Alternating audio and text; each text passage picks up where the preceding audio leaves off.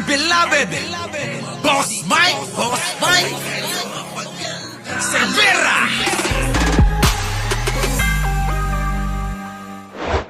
Is mangmang. Basta didi is mangmang. Basta didi is mangmang.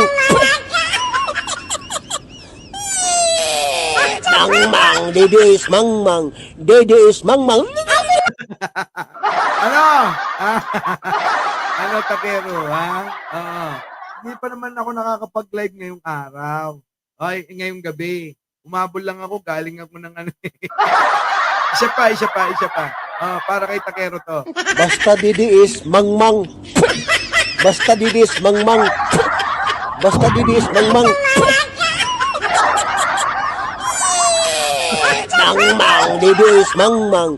Didi is mangmang. Yan lang katapat nyo. Oh, di ba?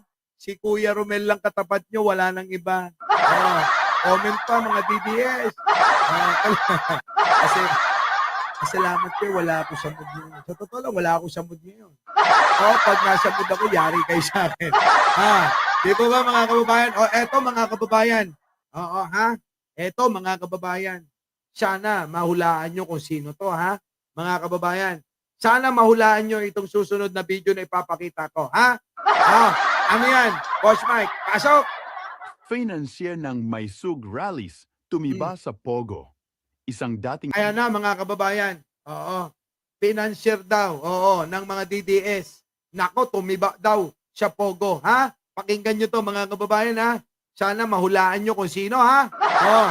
Sino yan? mataas na opisyal mula sa nakaraang administrasyon ang nababalitang tumiba ng husto sa industriya ng Pogo. Nako. Ngayon, abala siya sa pagpupondo ng mga kilos protesta ng grupong Maisug. Pati na rin sa nalalapit na rally sa kaarawan ni dating Pangulong Duterte ngayong Biyernes. Nako. Parang little president noong nakaraang administrasyon. Nako. Ang opisyal na ito dahil kasama sa mga grupong malalapit sa kusina.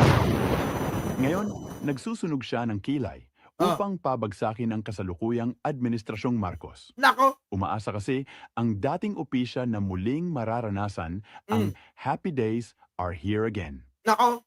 Bilang pangunahing finansier ng mga kampanya laban sa Administrasyong Marcos, siya ang naglalaan ng pondo at kagamitan para sa mga operasyon sa ground. Grabe. Mula sa pag-charter ng mga bus, pag-imprenta ng mga tarpaulin, pagbibigay ng allowances sa mga coordinator, hanggang sa pamamahagi ng rally kits sa mga overseas Filipinos.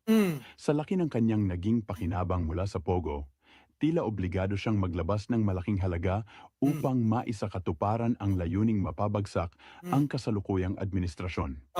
Mistulang isang medical doctor, Nako. MD, ang dating opisyal na naghahanap ng lunas sa hangarin ng ilang grupong sabik na sabik ng makabalik sa kapangyarihan. Nako.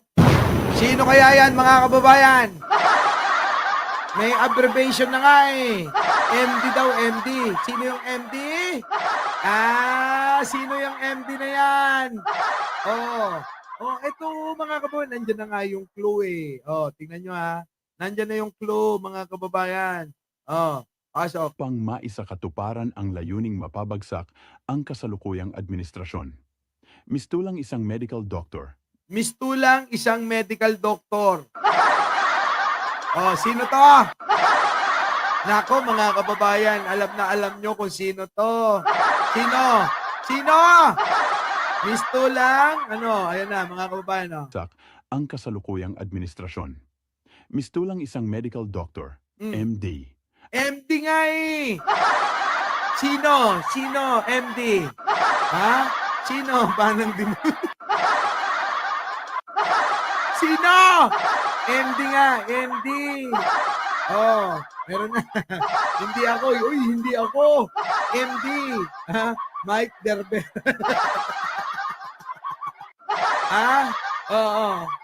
Alam mo, muntikan na. Muntikan na yan, ha? Muntikan na yung Mike Darbera na yan. Muntikan na! Muntikan na. Sino kaya yan? Jojo Chavez, muntikan na. Gusto nyo malaman? Ako, mga kababayan. Hindi nyo aakalain na siya yun. Hindi nyo akalain na siya yun. Oo, mga kababayan. Dahil hindi lumalabas yung pangalan niya. MD nga eh. Paano magiging ano yan? MD. Nako! Nakakita na ako mga kababayan ng pangalan. Nakakita na ako ng pangalan. Nakakita na ako! Grabe yan mga kababayan. Na-chismis pa yan na ano daw. Jowa daw ng isang naging presidenteng babae. Ay! Talaga daw eh. Titiram pa raw yan eh. Oo. So mga kababayan, ha? Abangan natin yan. Abangan natin kung sino itong pumupondo ngayon. Oo na. Oo. Naghahangad na makabalik sa pwesto. Grabe mga kababayan. Ewan ko ba? Basta pera talaga, no? So mga kababayan, hanggang dito na lang. Nairaos natin tong live na to. Kita-kita po tayo bukas. Bago tayo mag-iwalay, huwag niyong kakalimutan na mag-like, mag-share, at mag-subscribe. Ano po? Maraming salamat po sa pagsama. Ako po ang inyong lingkod, Mike Cervera po. Laging nagsasabing mali natin ang ating kapwa. Pagdasal po natin lagi ang ating bansa. Magandang umaga, magandang hapon, at magandang gabi sa mandako ng mundo.